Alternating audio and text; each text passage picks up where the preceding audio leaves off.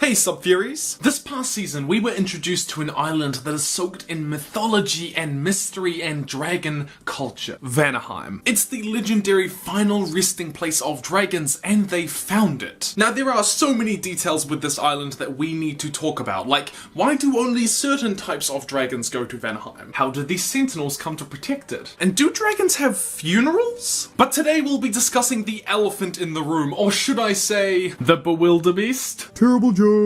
Yes, that's right. Later on in the season, we find that the Isle of Vanaheim itself falls around the skeleton of a Bewilderbeast, the tidal class 10 Leviathan that we meet in the second movie. But before we jump into all of that, I just wanted to let you know that we have indeed picked the design for the official Subfury t-shirts. I have already ordered a t-shirt of my own so that I can check the quality, and once I've done that, I can tell you all about it and we can get to supporting the charities that we chose together, the World Wildlife Fund and A21, which works to stop slavery. On to the theory! Now, Vanaheim is first alluded to by Marla and Throg as the Eruptodon begins to die, and that it, like all Eruptodons before it, would then fly off to Vanaheim to have a peaceful death. Think of it like a dragon rest home that you cannot leave. But these stories and legends of Vanaheim aren't just from the defenders of the wing. Hiccup and Fishlegs have heard of them too. They recognize that Vanaheim was the legendary place that dragons go before they die. If both those on Berk and on the wing have heard of this same legend, it must be really old, hundreds if not thousands of years old. But how did Vanaheim begin? What first caused dragons to start migrating there? And how did a Bewilderbeast end up there? These are all questions that as Subfuries we are duty bound to answer. Getting really sick of those builders out there, so much noise.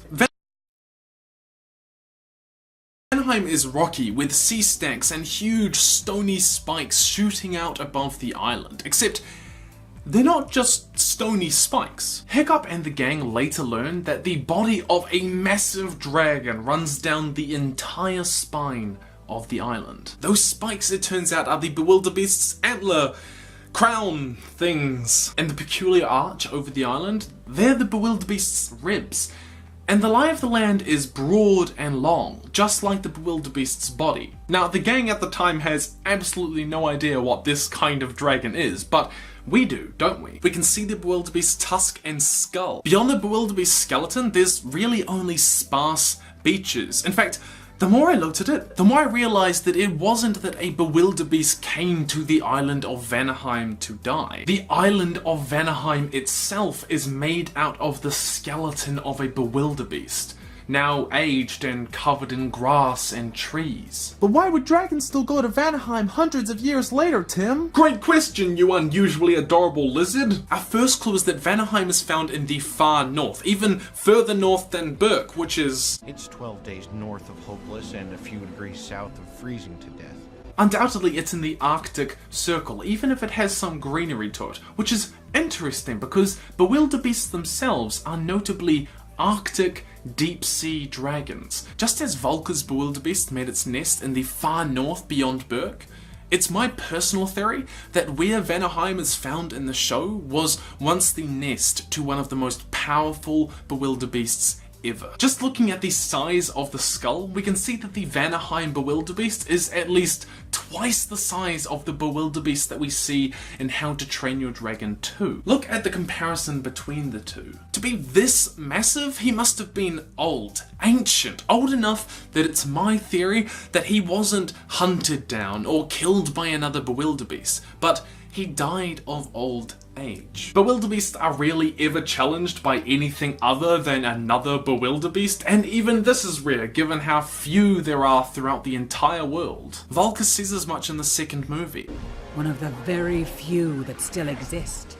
And we're given the impression that Bewilderbeasts are relatively peaceful creatures that don't necessarily fight unless they really need to. And I started to wonder, if a Bewilderbeast dies, what happens to the dragons that follow it? Well, we know what happens when one Bewilderbeast defeats another. The dragons follow the new alpha as their protector and their king. But if a Bewilderbeast dies of old age, there's nobody to control them. nobody to command them, a power vacuum. And that is what I think we're seeing here with Vanaheim. The relationship that dragons share with their alpha is irresistible and instinctual and strong. They will go to war for their alpha, they will bow and respect their alpha. And in the recent comic book, The Serpent's Heir, we learned that dragons actually have traditions and rituals. In dragon culture, there will be food offerings for a new alpha, like they did for Toothless, and Hiccup talks about a royal procession of dragons taking them to a new island. Could that be what we're seeing here? A form of tradition or ritual for their alpha, the Bewilderbeast? There are about 13 different tombs on Vanaheim, 13 different types of dragons that fly to Vanaheim when their time comes, but that is certainly not all of the dragon species out there. And judging by the number of bones that we see in one of the tombs, it's not even all of a single species, like Deadly Nadders. But there are specific groups of dragons that do fly to Vanaheim when their time to die comes. It's my theory that this behavior evolved when a Bewilderbeast died of old age, with nobody to replace it, no heir and no challenger. The nest eventually melts and the populations of dragons begin to migrate away, with no alpha to control and unite them all. But that bond and loyalty that they still instinctually felt to that alpha Bewilderbeast was never broken. Just as dragons have these instinctual traditions, like offering up food to a new alpha or escorting Toothless out of respect, I think that same group of dragons might be instinctively drawn back